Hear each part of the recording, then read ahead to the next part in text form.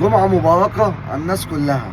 النهاردة احنا سامعين أقاويل كاذبة وأقاويل كتير في موضوع إن الأهلي بيفضي الزمالك من لعيبته وبيوقع الزمالك زي ما كان بيعمل قبل كده من الإسماعيلي، وبيفضي لعيبته وبياخد لعيبته، واللي هو معظم بطولات الأهلي مبنية على لعيبة الزمالك ولعيبة الإسماعيلي من قبل.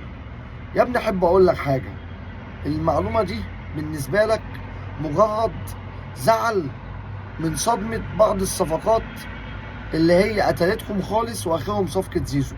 وانا عذرك، بس هنا انا عايز اقول لك كلمتين. وانت اما بيراميدز كان بياخد لعيبتك ما كنتش بتقول الكلام ده ليه؟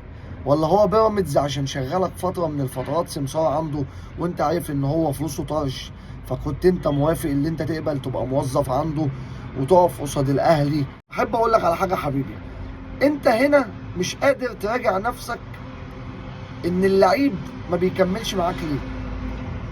مش قادر تفهم ان انت مصنف في المحاكم بلعيبه ومدربين من جميع انحاء العالم من جميع الجنسيات.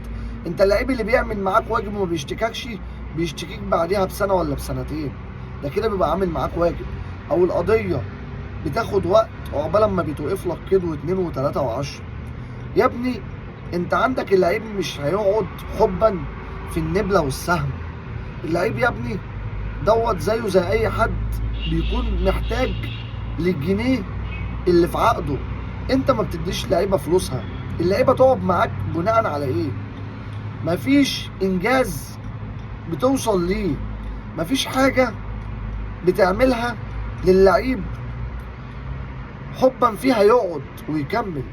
غلط منك ومن ادارتك الفاشله اللي هي عملت مره واثنين وثلاثه اخطاء لا تغتفر، وما زلت بتشوف العيب في الاهلي وان الاهلي هو اللي عايز يوقعك.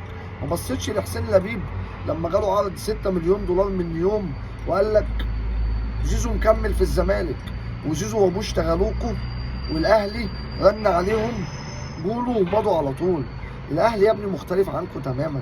حاول ما تناقضش نفسك وتبص للحقيقه، مش كل حاجه تقول الاهلي ومش كل حاجه تقول اصل الاهلي بياخد لاعيبتنا. يا حبيبي هما مش لاعيبتك ولا انت واخدهم حق انتفاع مدى الحياه.